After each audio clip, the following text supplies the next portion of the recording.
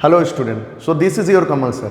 सो देखो, आज हम लोग जो बात करने जा रहे हैं वो बहुत ही एक इंपॉर्टेंट टॉपिक के बारे में बात करने जा रहे हैं, और वो है सॉल्युबिलिटी ऑर्डर। देखो, सॉल्युबिलिटी ऑर्डर बहुत इंपॉर्टेंट टॉपिक है in a point of view of your competitive exam, चाहे वो नीट हो या जेई हो। हर एग्जाम में या फिर कोई अदर कॉम्पिटिटिव एग्जाम की बात करो, हर एग्जाम में चाहे ऑल्टरनेटिव ईयर में हो या हर साल हो, एक ना एक सवाल तो आ ही जाता है। और 99% बच्चे क्या करते हैं ना, इस सवाल को गलत करके आते हैं। तो देखो, आज हम लोग इस चीज़ को समझेंगे कि अगर एग्जाम में यहाँ से सवाल आ रहे हैं और इस रिलेटेड टॉपिक में सवाल आ रहे हैं तो हम उसको कैसे सॉल्व करें। Got it my point. तो बेसिकली सॉल्युबिलिटी ऑर्डर की अगर आप पूछोगे मुझे कि सॉल्युबिलिटी ऑर्डर के कैलकुलेट किया जा सकता है, तो मैं बोलूँगा नहीं किया जा सकता है। देखो, सॉल्युबिलिटी ऑर्डर जो है ना, बहुत सारे फैक्टर के ऊपर डिपेंडेंट करता है, तो इसी वजह से हम लोग सॉल्युबिलिटी ऑर्डर को कैलकुलेट नहीं कर पाते हैं। जैसे मान लो, उसका एक तरीका बता रहा हूँ मैं आपको। जैसे मान लो एक फॉर्मूला हमें पता है, this is the delta G is equal to delta H minus T delta S. देखो, यहाँ से सॉल्युबिलिटी कैलकुलेट किया जाता है। कैसे पता है? अगर डेल्टा जी की वैल्यू यहाँ पे नेगेटिव आ गया तो इसका मतलब वो सॉल्ट जो है वो सॉल्युबल है। लेकिन ये डेल्टा जी जो है वो और 3 फैक्टर के ऊपर डिपेंडेंट है। वो है change in enthalpy, change in entropy और टेम्परेचर। दैट मीन्स जिस टेम्परेचर में वो सॉल्ट सॉल्युबल हो रहे हैं, तो इन तीनों फैक्टर के ऊपर डिपेंडेंट है डेल्टा जी। तो यहां से हम लोग बेसिकली सॉल्युबिलिटी को कैलकुलेट करते हैं। बट हम लोग इस चीज को अगर मैं बात करूं तो सॉल्युबिलिटी ऑर्डर को हम लोग क्या करेंगे ना, कैलकुलेट तो कर नहीं सकते। तो हम लोग करेंगे क्या, हम लोग इसको एक्सप्लेन करेंगे। दैट मीन्स जो ऑर्डर है उसको हम लोग एक्सप्लेन कर सकते हैं, और उस ऑर्डर को एक्सप्लेन करने के लिए हम लोग 2 मेथड की यूज करेंगे। देखो, पहला मेथड की अगर मैं बात करूं, मैं पहला मेथड की बात कर रहा हूं, तो देखो पहला मेथड बहुत ही सिंपल है। वो है क्या कि कैटाइन और एनाइन जो होता है, मान लो मैंने एक कैटाइन लिया छोटा साइज का और एक एनाइन लिया, और मैंने एक बड़ा साइज का कैटाइन लिया और एक बड़ा साइज का एनाइन लिया। तो यहां पे बोला क्या जा रहा है, बोला ये जा रहा है कि कैटाइन और एनाइन का जो रेडियस का डिफरेंस है, रेडियस का जो डिफरेंस है अगर ज्यादा है तो ज्यादा सॉल्युबल है। तो हम लोग इस मेथड को यूज कर सकते हैं। कहने का मतलब, अगर आप देखोगे तो यहाँ पे अगर उन रेडियस के डिफरेंस की बात करूं और यहाँ पे रेडियस के डिफरेंस की बात करूं तो यहाँ पे ज़्यादा है। इसी वजह से ये वाला जो सॉल्ट होगा जिसकी कैटाइन और एनाइन की रेडियस ज़्यादा है, वो ज़्यादा क्या है, सॉल्युबल है। Got it my point. दूसरी फैक्टर की अगर हम लोग बात करें तो वो है आपका फाइजान्स रूल। दूसरी फैक्टर क्या है, फाइजान्स रूल, जो इस सॉल्युबिलिटी को भी एक्सप्लेन करते हैं। देखो, फाइजान्स रूल बोल रहे हैं कि पोलराइजेशन जो है, पोलराइजेशन जो है वो क्या है, कोवेलेंट कैरेक्टर के साथ डायरेक्टली प्रोपोर्शनल है। इसका मतलब पोलराइजेशन ज्यादा तो कोवेलेंट कैरेक्टर ज्यादा। बट सॉल्युबिलिटी किसके ऊपर डिपेंड करता है, सॉल्युबिलिटी डिपेंड करता है आयनिक कैरेक्टर के ऊपर। कि बोला जा रहा है कि आयनिक कैरेक्टर अगर ज्यादा होगा तो सॉल्युबिलिटी भी ज्यादा होगा, लेकिन यहाँ पे कोवेलेंट कैरेक्टर ज्यादा है, इसी वजह से सॉल्युबिलिटी क्या हो रहा है, डिक्रीज हो रहा है। Got it my point. तो फैजान एक्सप्लेन कर रहे हैं कि पोलराइजेशन जहां पे ज्यादा, कोवेलेंट कैरेक्टर वहां पे ज्यादा, उसकी सॉल्युबिलिटी डिक्रीज हो जाएगा। अब देखो, हम लोग कुछ एग्जाम्पल दे रहा हूं मैं आपको, उस एग्जाम्पल को याद करने की कोशिश करेंगे, बट उसकी हर जगह में हम लोग एक्सप्लेनेशन दे सकते हैं इन दोनों पॉइंट ऑफ व्यू से। तो चलिए हम लोग देखते हैं उस एग्जाम्पल में क्या क्या है। देखो, अगर मैं पहली एग्जाम्पल की बात करूं तो देखो आप, ये पहला ग्रुप 1 से एक एग्जाम्पल दिया गया है जहां पे हमने एनाइन लिया ClO4 माइनस और कैटाइन लिया बाकी ग्रुप 1 का जितना भी है। That means lithium, sodium, potassium, rubidium and caesium. And we know that कि अगर ग्रुप 1 में मैं टॉप टू बॉटम जाऊं तो हमें पता है कि अगर उनकी कैटाइन की साइज की बात करूं तो टॉप टू बॉटम साइज जो होता है कैटाइन की वो इंक्रीज होता है। इसका मतलब क्या है कि इसका मतलब हम लोग कह सकते हैं कि लिथियम जो है उनकी साइज जो है कैटाइन का वो सबसे छोटा है, और सीजियम की कैटाइन की साइज क्या है, सबसे बड़ा है। तो देखो, अगर मैं यहाँ पे ड्रॉ करूं तो मान लो लिथियम का साइज है ये, और ClO4 माइनस ज़्यादा, एनाइन का साइज जो है थोड़ा ज़्यादा है। क्यों ज़्यादा है, क्योंकि बहुत सारे एटम है इसके अंदर मिलके। तो मान लो ये साइज एनाइन ये है। अगर मैं सीजियम की बात करूं तो यहाँ पे साइज देखो दोनों का ऐसा है, क्योंकि कैटाइन भी साइज बड़ा है, एनाइन का साइज भी बड़ा है। तो डिफरेंस जो है यहाँ पे ज्यादा दिख रहा है, इसी वजह से लिथियम ClO4 क्या है, ज्यादा सॉल्युबल है as compare to NaClO4, as compare to KClO4, rubidium ClO4 और CsClO4। Got it my point. इसी वजह से ये ऑर्डर हुआ। तो इसको हमने एक्सप्लेन कर सकते हैं on the basis of their क्या, डिफरेंस, रेडियस डिफरेंस, और उसी पॉइंट के ऊपर बाकी सब एग्जाम्पल है। ठीक है। तो दूसरा एग्जांपल में देखो, लिथियम नाइट्रेट की बात करूं, sodium nitrate, potassium nitrate, rubidium nitrate and caesium nitrate. तो यहां पे भी नाइट्रेट जो है वो एनाइन का साइज क्या होता है, थोड़ा बड़ा होता है। और बाकी जो है लिथियम या सोडियम या पोटेशियम, आप देख सकते हो कि ये पूरा क्या रहा है, टॉप टू बॉटम जाएंगे तो साइज इंक्रीज होता रहता है। तो इन दोनों के साइज का जो डिफरेंस, रेडियस का जो डिफरेंस होगा और इनका जो रेडियस का डिफरेंस होगा वो क्या है, इनका रेडियस का डिफरेंस ज़्यादा है, उनका रेडियस का डिफरेंस कम है। इसी वजह से लिथियम नाइट्रेट जो है वो ज़्यादा सॉल्युबल है as compare to sodium nitrate, potassium nitrate, rubidium nitrate and caesium nitrate. अब देखो अगर मैं बात करूँ यहाँ पे तो सोडियम और आयोडीन, आयोडीन का क्या होता है, एनायन का साइज बड़ा होता है आयोडाइड का, सोडियम का क्या होता है, चलिए छोटा होता है, और सीजियम का भी बड़ा होता है, आयोडाइड का भी बड़ा होता है। तो यहाँ पे अगर डिफरेंस की बात करूं तो Na का क्या है डिफरेंस, ज़्यादा है रेडियस का, इसी वजह से ऑर्डर जो है वो ऐसा हुआ।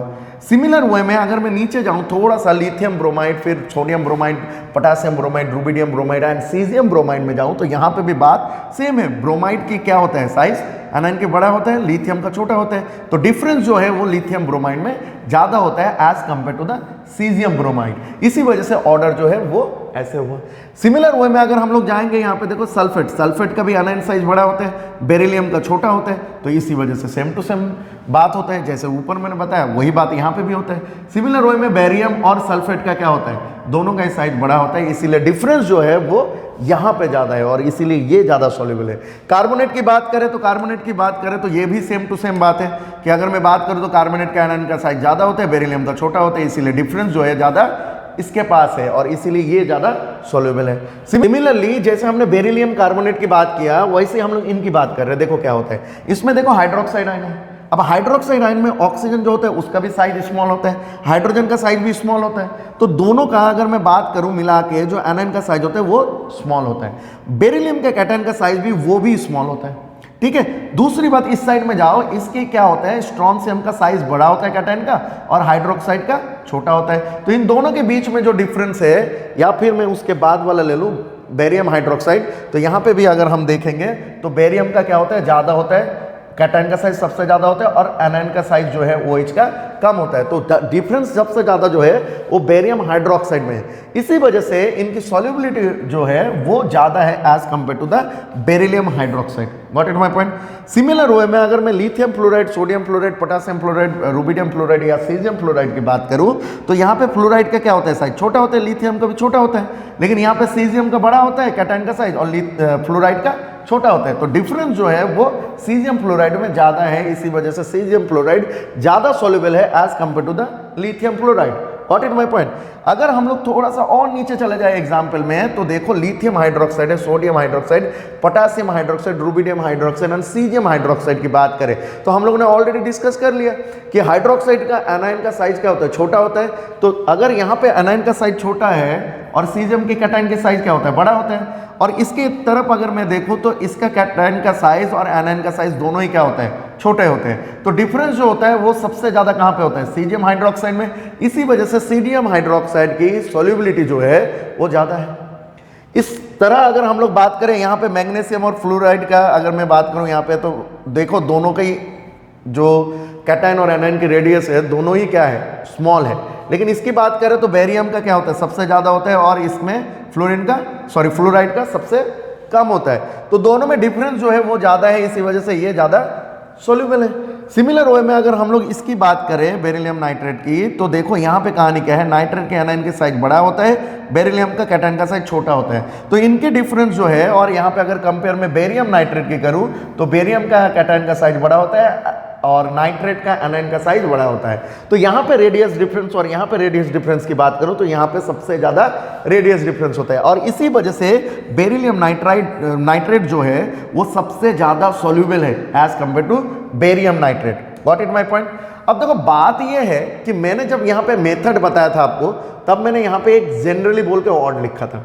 देखो जनरली क्यों लिखा था मैंने, इसीलिए क्योंकि ये जो है ये ठीक नहीं है हर जगह, ये कहीं ना कहीं क्या है, इसका एक्सेप्शन है और एक्सेप्शन बहुत ज़्यादा है। तो ये क्या है, ये ऑर्डर बस ये मेथड है कि जो ऑर्डर हमारे पास ऑलरेडी है उनको एक्सप्लेन करने के लिए, समझ रहे हो बात को। तो इसका बहुत सारा एक्सेप्शन मिलेगा आपको और उसी एक्सेप्शन के ऊपर बात करते हुए हम लोग एक एक्सेप्शन को देखते हैं। चलिए तो देखो हम लोग नीचे एक एग्जाम्पल दे रहे हैं। अगर मैं बात करूँ आपका AgCl का और AgBr और इनकी बात करो तो आप देखोगे कि AgF जो होता है ना वो बहुत ही अच्छा सॉल्युबल इन वाटर होता है।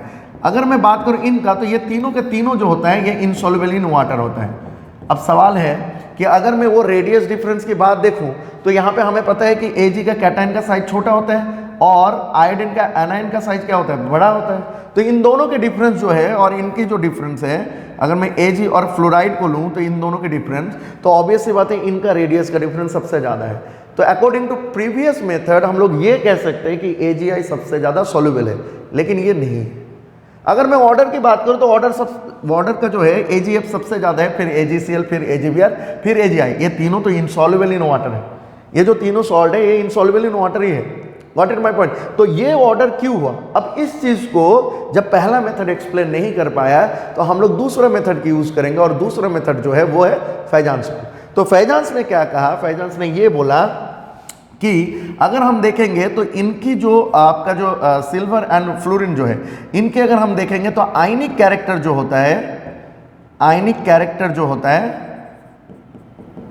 वो ज़्यादा होता है। अगर आयनिक कैरेक्टर ज़्यादा होता है तो फिर क्या हो जाएगा बच्चे? सॉल्युबिलिटी भी ज़्यादा हो जाएगा। इसी वजह से इसकी सॉल्युबिलिटी ज़्यादा है, क्योंकि इसके आयनिक कैरेक्टर ज़्यादा है एंड कोवलेंट कैरेक्टर कम है। तो कोवलेंट कैरेक्टर के साथ सॉल्युबिलिटी का रिलेशन इनवर्सली था एंड डायरेक्टली प्रोपोर्शनल था किसके साथ? आयनिक कैरेक्टर के साथ। इसी वजह से ये क्या है? ज़्यादा सॉल्युबल है, बट ये सॉल्युबल है नहीं। तो हम लोग जो मैंने आपको जो जितना एग्जाम्पल करवाया यहाँ पे, या जितना भी हम लोग डिस्कस किए यहाँ पे, बात ये है कि हमें ये कहीं ना कहीं याद रखना पड़ेगा। ये जो है आपको खाली इतना हेल्प कर सकते हैं कि हर जगह में हम लोग, अब मैंने जितना भी आपको बताया, ये हर जगह में आपको इतना ही हेल्प करेगा कि ये एक्सप्लेनेशन क्या होता है, कि ये ऑर्डर जो हो रहा है क्यों हो रहा है, दैट्स इट। चलिए, तो इतना जो मैंने आपको एग्जाम्पल दिया, ये बस आपको क्या करना है ना, कहीं याद करना है। आप पहली बात तो ये है कि हम लोग सॉल्युबिलिटी की ही अगर मैं बात करूं तो हम लोग कैलकुलेट तो कभी नहीं कर सकते हैं। कहीं ना कहीं वो ऑर्डर हम लोग याद कर सकते हैं और उसके पीछे का एक्सप्लेनेशन कहीं ना कहीं हम समझ सकते हैं। Got it my point. तो यहाँ से देखो, मैंने जितना भी दिखाया आपको, अगर ये मैं पहला मेथड से बोलूँ या सेकंड मेथड से बोलूँ तो हजारों करोड़ों एग्जाम्पल है, लेकिन मैंने बस इतना ही लिखा है क्योंकि इतना जो एग्जाम्पल मैंने लिखा है वो सबसे ज़्यादा इंपॉर्टेंट है और इसी के अंदर आपका क्वेश्चन आ जाते हैं। दूसरी बात यह है कि अगर मैं मोस्टली क्वेश्चन देखूं तो जितना भी अभी तक कॉम्पिटिटिव एग्जाम में आया है सॉल्युबिलिटी रिगार्डिंग, वो सबसे ज्यादा क्वेश्चन आपका एस ब्लॉक से आया है, that means group 1 and group 2 से आया है। तो देखो, ग्रुप 1 और ग्रुप 2 की ज्यादातर हम लोगों ने एग्जाम्पल लिया है, तो इसका मतलब अगर सॉल्युबिलिटी का क्वेश्चन है तो ज्यादातर ग्रुप 1 और ग्रुप 2 से आता है, तो हम कहीं ना कहीं कर देंगे। और हमें जब ऑर्डर पता होगा तभी आप उस आंसर को चूज करना, अदरवाइज छोड़ देना। Got it my point. चलिए ठीक है, तो फिर मिलते हैं नेक्स्ट क्लास में और एक नया टॉपिक के साथ। Thank you.